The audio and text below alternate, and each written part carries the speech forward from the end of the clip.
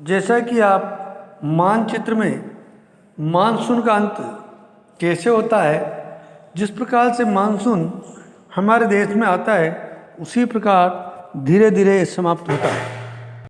Monsoon की वापसी। Monsoon की वापसी यानी परिवर्तनीय मौसम। अक्टूबर नवंबर के दौरान दक्षिण की तरफ सूर्य के आभासी गति के कारण मानसून गर्त या निम्न दाब वाला गर्त उत्तरी मैदान के ऊपर शिथिल हो जाता है। धीरे धीरे उच्च दाब प्रणाली इसका स्थान ले लेती है। दक्षिण पश्चिम मानसून शिथिल हो जाते हैं तथा धीरे धीरे पीछे की ओर हटने लगते हैं। अक्टूबर के प्रारंभ में मानसून पवनें उत्तर के मैदान से हट जाती है। अक्टूबर एवं नवंबर का महीना गर्म तथा वर्षा ऋतु से शीत ऋतु में परिवर्तन का काल होता है। मानसून की वापसी होने से आसमान साफ एवं तापमान में वृद्धि हो जाती है। दिन का तापमान उच्च होता है जबकि रातें ठंडी एवं सुहावनी होती है। स्थल अभी भी आर्द्र होता है। उच्च तापमान एवं आर्द्रता वाली अवस्था के कारण दिन का मौसम असह्य हो जाता है। इसे सामान्यतः क्वार की उमस के नाम से जाना जाता है। अक्टूबर के उत्तरार्ध में विशेषकर उत्तरी भारत में तापमान तेजी से गिरने लगता है। नवंबर के प्रारंभ में उत्तर पश्चिम भारत के ऊपर निम्न दाब वाली अवस्था बंगाल की खाड़ी पर स्थानांतरित हो जाती है। ये स्थानांतरण चक्रवाती निम्न दाब से संबंधित होता है जो कि अंडमान सागर के ऊपर उत्पन्न होता है। ये चक्रवात सामान्यतः भारत के पूर्वी तट को पार करते हैं जिसके कारण व्यापक एवं भारी वर्षा होती है। ये उष्णकटिबंधीय चक्रवात प्राय विनाशकारी होते हैं। गोदावरी, कृष्णा एवं कावेरी नदियों के सघन आबादी वाले डेल्टा प्रदेशों में अक्सर चक्रवात आते हैं जिसके कारण बड़े पैमाने पर जान एवं माल की क्षति होती है। कभी कभी ये चक्रवात उड़ीसा, पश्चिम बंगाल एवं बांग्लादेश के तटीय क्षेत्रों में पहुंच जाते हैं।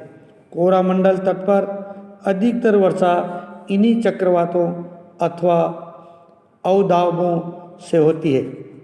वर्षा का वितरण।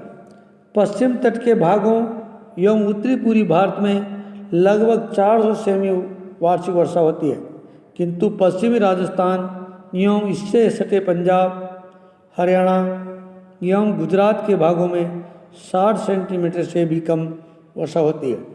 दक्षिणी पठार के आंतरिक भागों एवं सह्याद्री के पूर्व में भी वर्षा की मात्रा समान रूप से कम होती है। इन क्षेत्रों में वर्षा की मात्रा कम क्यों होती है? जम्मू कश्मीर के लेह में भी वर्षण की मात्रा काफ़ी कम होती है। देश के शेष हिस्से में वर्षा की मात्रा मध्यम रहती है। हिमपात हिमालय क्षेत्रों तक ही सीमित होता है। मानसून की प्रकृति के परिणाम स्वरूप एक वर्ष से दूसरे वर्ष होने वाले वार्षिक वर्षा की मात्रा भी में भिन्नता होती है।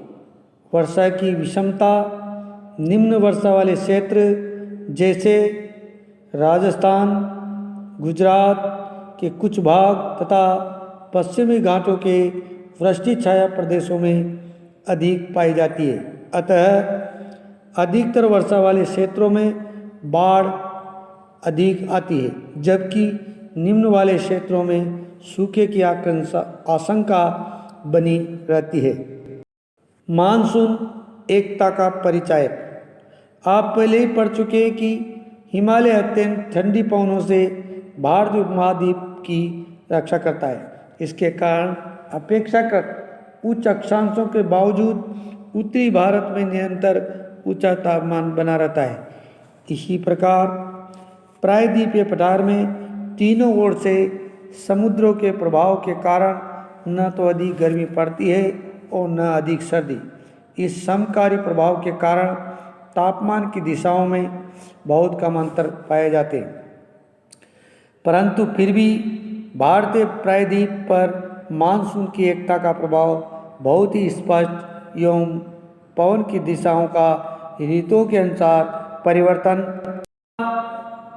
उनसे संबंधित ऋतु की दशाएं ऋतु चक्रों को एक ले प्रदान करती है। वर्षा की अनिश्चितताएं तथा उसका असमान वितरण मानसून का एक विशिष्ट लक्षण है। संपूर्ण भारतीय भूदृश्य से इसके जीव तथा वनस्पति, इसका कृषि चक्र, मानव जीवन तथा उनके त्यौहार उत्सव सभी इस मानसूनी लेक के चारों ओर घूम रहे हैं। उत्तर से दक्षिण तथा पूर्व से पश्चिम तक संपूर्ण भारतवासी प्रतिवर्ष मानसून के आगमन की प्रतीक्षा करते हैं। ये मानसून पवने हमें जल प्रदान कर कृषि की प्रक्रिया में तेजी लाती है एवं संपूर्ण देश को एक सूत्र में बांधती है। नदी घाटियाँ जो इन जलों का संवहन करती है, उन्हें भी एक नदी घाटी इकाई का नाम दिया जाता है। बाढ़ से संबंधित आगे का शेष भाग अगले भाग में देखने को मिलेगा। सभी भैयाओं को बहुत बहुत धन्यवाद।